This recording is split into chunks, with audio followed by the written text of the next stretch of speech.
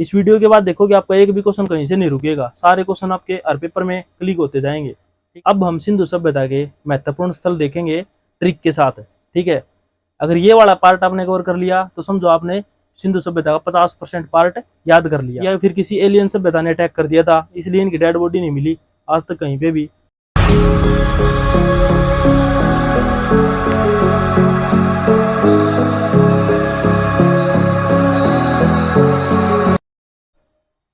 नमस्कार दोस्तों, आज का अपना टॉपिक है सिंधु सभ्यता। जैसा कि आप लोगों को पता है, मैंने हिस्ट्री की डेट वाली सीरीज पूरी कर ली है, उसमें डेट्स को पूरा खत्म कर दिया है हमने। अब टॉपिक से टॉपिक चलते रहेंगे। इसका पहला टॉपिक अपना सिंधु सभ्यता। सिंधु सभ्यता मोस्ट इंपोर्टेंट टॉपिक आता है, हर पेपर के अंदर देखने को मिलता है ये। और दूसरी बात, हर क्लास में ये एक बार टॉपिक जरूर दे दिया जाता है। जैसे 6th में देते हैं, बाद में 7th में नहीं देते, फिर 8th में देते हैं, फिर 9th में नहीं देते, फिर 10th में देते हैं, फिर 11th में नहीं देते, फिर 12th में देते हैं। तो इतना इंपॉर्टेंट है ये टॉपिक, हर क्लास में, हर स्कूल में, हर कॉलेज में, हर जगह पे पढ़ाया जाता है टॉपिक। इसको समझते हैं पहले। इसकी डेट है 2500 ईस्वी पूर्व से लेकर 1750 ईस्वी पूर्व। ये सी कार्बन डेटिंग विधि से मापी गई है ये। ठीक है, सिंधु सभ्यता का मतलब है, सिंधु का मतलब है सिंधु नदी। सिंधु नदी के किनारे बसे होने के कारण इसका नाम पड़ा था सिंधु। ठीक है, और सभ्यता का मतलब क्या होता है? सभ्यता का मतलब होता है एक विशेष क्षेत्र के ऊपर एक ही संस्कृति को फॉलो करो और एक ही राजनीति को फॉलो करो तो उसको सभ्यता कहते हैं। ठीक है, इसके अन्य नाम है हड़प्पा, कांस्य और शहरी सभ्यता। इसका हड़प्पा नाम क्यों पड़ा? क्योंकि सबसे पहला स्थल खोजा गया था हड़प्पा, इसलिए इसको हड़प्पा सभ्यता भी कहते हैं। और कांस्य नाम क्यों पड़ा इसका? क्योंकि तांबे के अंदर टीन मिला दिया था इन लोगों ने और कांसा बनाया था, इसलिए इस सभ्यता को कांस्य सभ्यता भी कहते हैं। और शहरी सभ्यता अपनी नगर नियोजन प्रणाली के कारण इसको शहरी सभ्यता कहा जाता है। इसके अंदर लोगों ने बहुत अच्छी प्लानिंग करके शहर बचाया था, नालियां बनाई थी, सड़कें परपेंडिकुलर बनाई थी, बिल्कुल घरों को बिल्कुल परफेक्टली डिजाइन किया था, इसलिए इसको शहरी सभ्यता भी कहते हैं। अब और बाकी की सभ्यताएं जो इसके समकालीन थी, विश्व की प्राचीनतम सभ्यता है सिंधु सभ्यता। ठीक है, दूसरी विश्व की प्राचीनतम सभ्यता है मेसोपोटामिया की सभ्यता, तीसरी सभ्यता है चीन की सभ्यता और चौथी सभ्यता है मिस्र की सभ्यता। ये सारी सभ्यताएं आपस में समकालीन। समकालीन का मतलब क्या है? जैसे दो इंपॉर्टेंट चीजें एक ही समय में हो। जैसे अकबर के समय में सूरदास भी था, तो अकबर का समकालीन हो गया सूरदास, दोनों एक ही समय के थे। ठीक है, उसको समकालीन कहते हैं। समकालीन किसे कहते हैं? महत्वपूर्ण चीजें एक ही समय में चल रही हो। जैसे अकबर के समय में सूरदास भी था, तो अकबर का समकालीन हो गया सूरदास। ऐसे ये सारी सभ्यताएं एक ही समय की सभ्यताएं हैं, आगे पीछे हैं बस थोड़ा सा, तो इसलिए इनको समकालीन सभ्यताएं भी कहा जाता है एक दूसरे की। अब यहाँ से देखते हैं इसकी खोज कैसी हुई। ठीक है, 16 अप्रैल 1853 को पहली रेल चलती है भारत में, बंबई से लेके थाने तक। कहाँ से कहाँ तक चली? बंबई से लेके थाने तक। पहली रेल 34 किलोमीटर की डिस्टेंस में चलाई जाती है। रेल का नाम होता है ब्लैक ब्यूटी।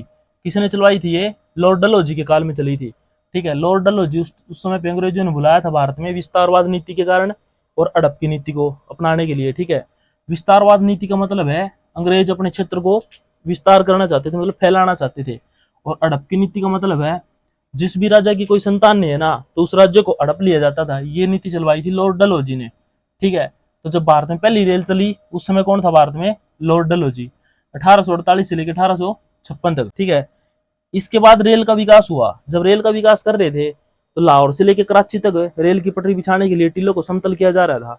पहले तो धीरे धीरे ये अवशेष निकलने लगे, लेकिन जब अधिक मात्रा में अवशेष निकलने लगे तो अलेक्जेंडर कनिंघम का ध्यान गया, ये तो कोई विशेष प्रकार की सभ्यता लग रही है भाई। अलेक्जेंडर कनिंघम कौन है? ये फादर ऑफ इंडियन आर्कियोलॉजिकल, क्योंकि इसने सबसे पहले इस सभ्यता के ऊपर ध्यान दिया था, इसलिए इसको फादर ऑफ इंडियन आर्कियोलॉजी कहा जाता है। ठीक है, इसने बौद्ध वृक्ष को अंतिम बार लगवाया था भारत में, बौद्ध वृक्ष को काट दिया था, तो इसने लास्ट बार लगवाया 1856 में बौद्ध वृक्ष को। ठीक है, इसके बाद आता है भारत में कैनिंग। कैनिंग एक काम करता है भारत में, म्यूजियम बना के जाता है, भारत का सबसे बड़ा म्यूजियम कलकत्ता में। ठीक है, इसके बाद देखते हैं सिंधु सभ्यता की प्रॉपरली खोज कैसे हुई। इसके बाद आता है भारत में लॉर्ड कर्जन, 1899 से 1905 तक। खुद बदनाम वायसराय होता है ये, लेकिन इसकी एक अच्छी बात भी है कि खुद पुरातात्विक विभाग वाला काम जानता था बढ़िया से, और इसकी हिस्ट्री से दिलचस्पी भी थी। ठीक है, तो ये इंडिया में आते ही आर्कियोलॉजिकल सर्वे ऑफ इंडिया की स्थापना करता है, जिसका मुख्यालय रखता है कोलकाता में, वहीं पे जहाँ पे इसने म्यूजियम बनवाया था, कनिंघम ने म्यूजियम बनवाया था। ठीक है, इसका अध्यक्ष रखता है जॉन मार्शल को, और जॉन मार्शल के अंडर में दो टीमें बनाई जाती हैं, राखलदास बनर्जी की और दयाराम साहनी की। दयाराम साहनी और राखलदास बनर्जी। इनको काम दे देता है कि तुम ये अवशेषों को देखो और सर्च करो कहाँ से निकले ये अवशेष। अब ये दयाराम साहनी हड़प्पा की खोज करता है 1921 में। कहाँ पे ये हड़प्पा? पाकिस्तान में लाहौर के पास मोंटगोमरी जिला और रावी नदी के किनारे। ठीक है, पाकिस्तान में लाहौर के पास मोंटगोमरी जिला और रावी नदी के किनारे ये खोज कर देता है इसकी दयाराम साहनी हड़प्पा की। और 1922 में राखलदास बनर्जी खोज करता है मोहनजोदड़ो की। मोहनजोदड़ो देखते हैं कहाँ पे? पाकिस्तान में कराची के पास लरकाना जिला और सिंधु नदी के किनारे मोहनजोदड़ो शहर रहता है। वहां पे दोनों स्थलों की खोज हो जाती है राखलदास बनर्जी के द्वारा और इसको दयाराम साहनी के द्वारा। ठीक है, इन दोनों स्थलों के अवशेषों को मैच किया जाता है, इन दोनों स्थलों के अवशेषों को मिलाया जाता है, तो पाते हैं कि ये दोनों स्थल तो बिल्कुल सेम सेम है। इसलिए इन दोनों स्थलों का अलग अलग नाम न रख के इन दोनों को एक ही नाम दे दिया जाता है। सिंधु नदी के किनारे होने के कारण इसको सिंधु सभ्यता कहा जाता है, क्योंकि यहाँ से ही पाए थे। तो इन दोनों सभ्यताओं को कहने लगे कि तो सिंधु सभ्यता ही है, क्योंकि इन दोनों के अवशेष मिल रहे थे। लेकिन उसके बाद ना ये वेस्ट में भी मिले, साउथ में भी मिले, ईस्ट में मिले, नॉर्थ में मिले। तो पुरातात्विक विभाग वालों ने एक डिसीजन लिया कि जो सिंधु सभ्यता का पहला स्थल खोजा गया था ना हड़प्पा, उसी के नाम पे इस पूरी सभ्यता को हड़प्पा कहा जाएगा आज के बाद में। ठीक है, अब ये देखते हैं नॉर्थ में कहाँ पे मिले, ईस्ट में कहाँ पे मिले स्थल, साउथ में कहाँ पे मिले और वेस्ट में कहाँ पे मिले। वैसे तो पूरे भारत में मिले ही हैं, बट ये चार इंपॉर्टेंट है क्योंकि चारों दिशाओं में मिले ही हैं। ठीक है, ईस्ट वाला देखते हैं यूपी के मेरठ में आलमगीरपुर जिला इंडन नदी के किनारे। ये यहाँ पे यूपी है, इसके मेरठ में आलमगीरपुर जिला इंडन नदी के किनारे, यहाँ से इंडन नदी जाती है। पेपर में ये भी क्वेश्चन बनता है कि ये मेरठ है किस नदी के किनारे है, तो इंडन नदी के किनारे। ठीक है, वेस्ट में यहाँ पे बलूचिस्तान का सुतकांगडोर दासक नदी के किनारे, बलूचिस्तान का सुतकांगडोर दासक नदी के किनारे। और नॉर्थ में मांडा जिला जम्मू कश्मीर में चिनाब नदी के किनारे, यहाँ पे ये मांडा जिला जम्मू कश्मीर में चिनाब नदी के किनारे। और साउथ में महाराष्ट्र का दाइमाबाद जिला, साउथ में महाराष्ट्र का दाइमाबाद जिला। और ये पेपर में बनता है सिंधु सभ्यता की आकृति कैसी थी? त्रिभुजाकार आकृति थी। दिख रही है ना त्रिभुजाकार, बिल्कुल ट्रायंगुलर है ये क्वेश्चन आता है पेपर में। गुजरात से कितने स्थल मिले सिंधु सभ्यता के? 200 स्थल मिले। और सबसे ज्यादा स्थल कहाँ पे मिले? सबसे ज्यादा स्थल मिले पाकिस्तान के अंदर। अब एक एक शहर को एक्सप्लेन करते हैं। हड़प्पा से क्या क्या मिला है, मोहनजोदड़ो से क्या क्या मिला, राखी गढ़ी से क्या मिला है, धोलावीरा से क्या मिला, लोथल से क्या मिला, कालीबंगा से क्या मिला, सारे शहरों को एक एक करके देखते हैं। ठीक है, अब देखते हैं हड़प्पा को। हड़प्पा की खोज होती है 1921 में दयाराम साहनी के द्वारा। ठीक है, सबसे पहले स्थल खोजा गया यही था। इसमें सबसे बड़ी बड़ी इमारत खोजी जाती है 12, 6 बाई 6 कक्षों का एक अन्नागार खोजा जाता है, जिसके अंदर होते हैं गेहूं और जौ के मिट्टी के साक्ष्य है। मिट्टी को लिया जाता है, फिर इसको देखा जाता है, परखा जाता है, अच्छे से जांच की जाती है, तो पता चलता है गेहूं और जौ की अवशेष है ये, तो जिससे हम ये समझ सकते हैं कि यहाँ पे गेहूं और जौ की फसल होती थी। ठीक है, इसके साथ मिला कब्रिस्तान जिसका नाम था R37। इसके अंदर थे 57 लोग, 57 लोगों के कंकाल थे इस कब्रिस्तान के अंदर, R37 के अंदर, जिसमें से 20 कंकाल तो खराब हो गए और 37 बचे बढ़िया, तो इसलिए इसका नाम रख दिया R37। ठीक है, इसके बाद आती है उर्वरता की देवी की मूर्ति। ठीक है, जिसमें एक स्त्री के गर्भ से पौधा उगता हुआ दिखाई दिया गया है, जिसका हम बेसिक सा मतलब ये समझ सकते हैं कि ये लोग धरती को अपनी माता कहते थे। ठीक है, हड़प्पा में शरीर को दफनाया जाता था और मोहनजोदड़ो में शरीर को जलाया जाता था। इसके जस्ट बाद आता है रोपड़। रोपड़ होता है पंजाब के अंदर, जिसमें मानव शरीर के साथ पालतू कुत्ता दफना दिया गया था। शंख का बना एक बैल मिलता है, पित्तल का बना एक इक्का मिलता है और ईंट का बना एक चबूतरा मिलता है। चबूतरा होता है घर के चारों तरफ ये चौतरा बना देते हैं सीमेंट, कंकर और मिट्टी डाल के। ठीक है, और ये है मानव शरीर के साथ पालतू कुत्ता। इसका ये मतलब है जब इंसान की डेथ हो गई थी, उसका पालतू कुत्ता था, उसको भी मार के उसके साथ में दफना दिया गया। ये नहीं कि कुत्ता मरा है बाद में दफनाया, साथ में दफना दिया गया था दोनों के दोनों। इसके बाद नेक्स्ट वाला देखते हैं। तीसरा स्थल है मोहनजोदड़ो। मोहनजोदड़ो खोज कब हुई? 1922 में राखलदास बनर्जी के द्वारा। कहाँ पे खोज हुई इसकी? पाकिस्तान के लरकाना जिले में सिंधु नदी के किनारे। ठीक है, इसमें क्या क्या इंपॉर्टेंट चीजें हैं ये सारी लिखी हुई हैं। विशाल धान्यागार जिसकी लेंथ है 45.71 मीटर और ब्रेथ है 15.23 मीटर। इसमें सबसे प्रसिद्ध इमारत मिली थी स्नानघर, मतलब स्विमिंग पूल।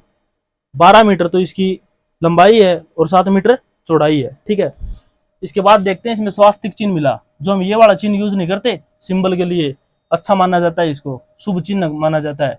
ये वाला मोहनजोदड़ो से प्राप्त हुआ है हमको। इसमें एक कॉलेज बिल्डिंग मिली है, एक नटराज की मूर्ति मिली है, जो बचपन में हम ज्योमेट्री यूज नहीं करते थे लोहे वाली, उसके ऊपर नटराज की जो मूर्ति होती थी वो डांसिंग गर्ल वाली, वो शिवा है, वो शिवा का निशान है वो। और पशुपतिनाथ की मूर्ति मिली है इसमें।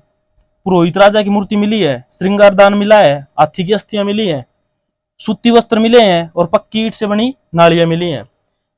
नालियों का मतलब है जैसे ये पानी ड्रेन सिस्टम बनाने के लिए सड़क के पास में जो पानी बहने के लिए बना दिया जाता है, गंदा पानी बहने के लिए। चौथा स्थल अपना चनुदड़ो। 1931 में एमजी मजूमदार के द्वारा खोज होती है इसकी। एकमात्र ग्रामीण सभ्यता थी ये, मतलब सिंधु सभ्यता एक शहरी सभ्यता थी, बट सिंधु सभ्यता में एक स्थल मिला है चनुदड़ो, जो एकमात्र ग्रामीण शहर था। ठीक है, इसमें क्योंकि गोल ईंट मिली है इसमें, इसलिए इसको ग्रामीण शहर बोला जाता है। बेलनाकार ईंट मिली है इसमें, बिल्ली का पीछा करते कुत्ते के पैरों को निशान मिले हैं, हाथी के दांत मिले हैं और मणके बनाने के कारखाने मिले हैं। मणके ये होते हैं जो कानों में पहनते हैं। ठीक है, इसके बाद नेक्स्ट देखते हैं, इसके बाद देखते हैं लोथल, जो गुजरात का एक शहर है, जो 1955 में इसकी खोज की गई भोगवा नदी के किनारे SR राव के द्वारा। ठीक है, लोथल क्या है? लोथल एक बंदरगाह है और एक वाणिज्यिक राजधानी है। फारस की मुद्राएं मिली हैं यहाँ पे, चावल के साक्ष्य मिले हैं, घोड़े की अस्थियां मिली हैं और मम्मी का साक्ष्य मिला है। मम्मी का साक्ष्य से हम एक अनुमान लगा सकते हैं, या तो लोथल वाले मिस्र गए थे या फिर मिस्र वाले लोथल आए थे। और मम्मी किसे कहते हैं? मिस्र में एक अवधारणा थी, पहले इंसान को डेड होने के बाद जलाते नहीं थे, नहीं दफनाते थे, एक ताबूत में बंद कर देते थे, वो एक लेप लगा के, उसको मम्मी बोलते थे ये लोग। ठीक है, अब आगे वाला देखते हैं, कालीबंगा। राजस्थान के गंगानगर जिले में यह स्थान मिला है कालीबंगा। 1953 में ई घोष ने इसकी खोज की थी। घग्गर नदी के किनारे मिला है कालीबंगा। ठीक है, यहाँ से क्या क्या प्राप्त हुआ हमें? मिट्टी की चूड़ियां, और मिट्टी कौन सी? फ्यांस मिट्टी। ये आता है मोस्ट इंपोर्टेंट क्वेश्चन, अभी CGL में देखने को मिला था ये, कि कौन सी मिट्टी का यूज करते थे सिंधु सभ्यता वाले लोग? फ्यांस की मिट्टी। इसके बाद मिले जुते हुए खेत के निशान, अवन कुंड, हड़ के निशान, ईंटों के बने हुए चबूतरे। ठीक है, नेक्स्ट क्लिप में दूसरा देखते हैं। इसके आगे देखते हैं बनावली फतेहाबाद को, जो हरियाणा का शहर है। 1973 में RS बिष्ट ने इसकी खोज की। यहाँ पे मिले तिल के साक्ष्य, सरसों का ढेर, हल्के निशान वाले खिलौने और मनुष्य और पशुओं की मूर्तियां। ठीक है, इसके बाद ये टेबल बना लीजिए एक बार, आप वीडियो को पॉज करके ये पूरी टेबल उतार लीजिए। ये स्थल है, कहाँ कहाँ पे खोज हुई है, ये वर्ष है, ये नदियां हैं और ये खोज करता है इनके। पहला स्थल आता है हड़प्पा, 1921 में खोज हुई, रावी नदी के किनारे, खोज करता था दयाराम सानी। दूसरे पे मोहनजोदड़ो, 1922 में खोज हुई, सिंधु नदी के किनारे और राखलदास बनर्जी खोज करता है इसका। तीसरे पे सुत्तांगडोर, 1927 में खोज हुई, दासक नदी के किनारे RL स्टाइन ने खोज की इसकी। चौथे पे आता है चनुदड़ो, 1931 में खोज हुई, सिंधु नदी के किनारे MG मजूमदार खोज करता है इसका। पांचवें पे रोपड़, 1953 में खोज हुई, सतलुज नदी के किनारे YD शर्मा इसका खोज करता है। ठीक है, छठे पे आता है कालीबंगा, 1953 में खोज हुई, घग्गर नदी के किनारे एक घोष इसका खोज करता है। सातवें पे लोथल, 1955 में खोज हुई, भोगवा नदी के किनारे SR राव इसका खोज करता है। आठवें पे आता है आलमगीरपुर, 1958 में खोज हुई, हिंडन नदी के किनारे YD शर्मा इसका खोज करता है। ठीक है, नौवें पे आता है राखीगढ़ी, 1990 में खोज हुई, सरस्वती नदी के किनारे रविक मुगल इसका खोज करता है। तो पेपर में क्वेश्चन आए, सिंधु सभ्यता का सबसे बड़ा शहर कौन सा है दुनिया का? तो मोहनजोदड़ो। ठीक है, अगर ये क्वेश्चन आए, सिंधु सभ्यता का कौन सा शहर सबसे बड़ा है जो भारत में है? तो राखीगढ़ी आएगा। ठीक है, बाकी नेक्स्ट क्लिप में देखते हैं आगे का। हमने अब तक काफी चीजों को पढ़ लिया है सिंधु सभ्यता में। इस वीडियो के बाद आपका एक भी क्वेश्चन नहीं बचेगा किसी भी एग्जाम के अंदर, चाहे आप किसी भी एग्जाम में बैठ रहे हो, चाहे UPSC NDA का पेपर दे रहे हो आप, वनडे एग्जाम में एक भी क्वेश्चन नहीं बचेगा इससे, चाहे बोर्ड पेपर दे रहे हो आप। ठीक है, ये कुछ स्थल हैं, ये कुछ वस्तुएं हैं जो सिंधु सभ्यता के लोग प्राप्त करते थे। जैसे टीन कहाँ से प्राप्त करते थे? ये ईरान से। कॉपर राजस्थान की खेतड़ी से। चांदी कहाँ से प्राप्त करते थे? ईरान अफगानिस्तान से। गोल्ड कहाँ से प्राप्त करते थे? फारस और अफगानिस्तान से।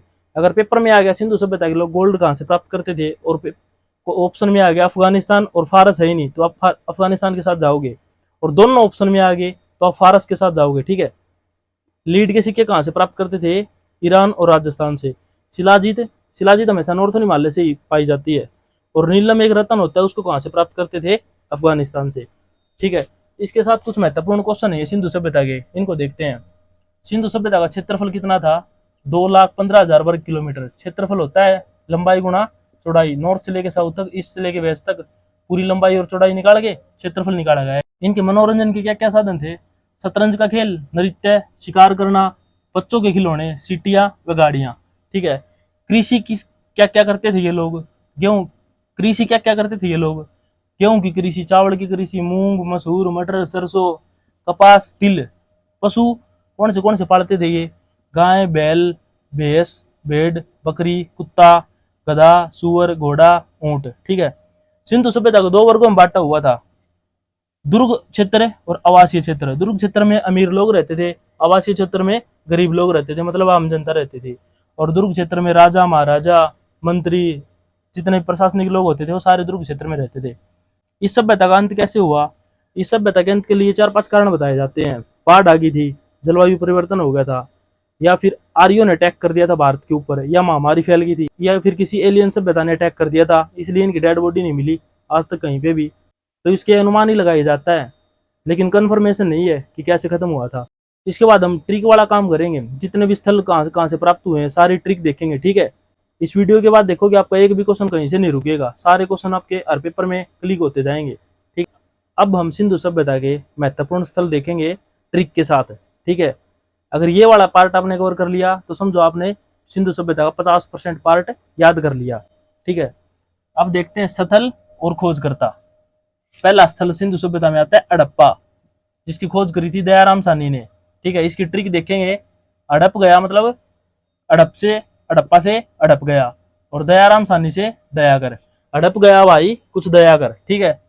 दूसरा स्थल आता है मोहनजोदड़ो। इसकी खोज करी थी राखलदास बनर्जी ने।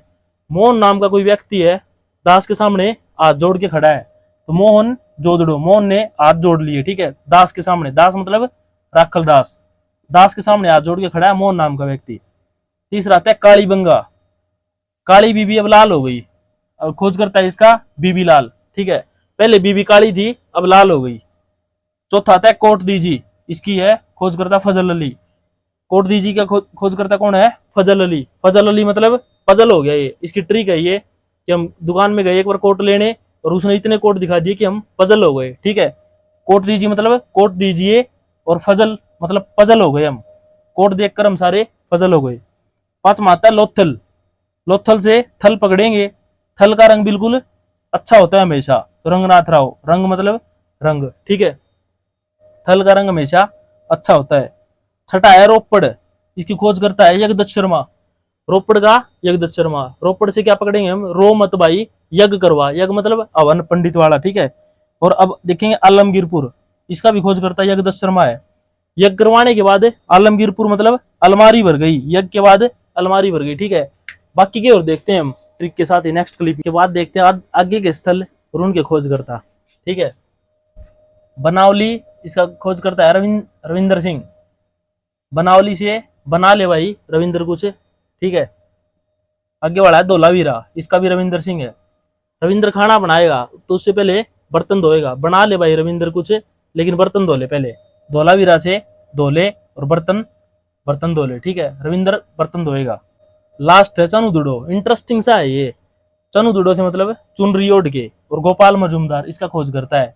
गोपाल नाम का एक व्यक्ति है, चुनरी ओढ़ के गाना गाता है वो। ठीक है। इसी के साथ ये वाली पूरी वीडियो खत्म होती है भाई, सिंधु सभ्यता वाली। मैंने इस वीडियो को बनाने में बहुत मेहनत करी है, काफी जगह से डाटा कलेक्ट करके, बहुत सारे गूगल पे सर्च करके, विकिपीडिया पे सर्च करके, बहुत सारी किताबें पढ़ के सारा डाटा आपको दिया है। तो मैं एक सब्सक्राइब चाहता हूँ आपसे, और लाइक कमेंट करना मत भूलिए आपको ये वीडियो कैसी लगी। ठीक है। थैंक यू भाई।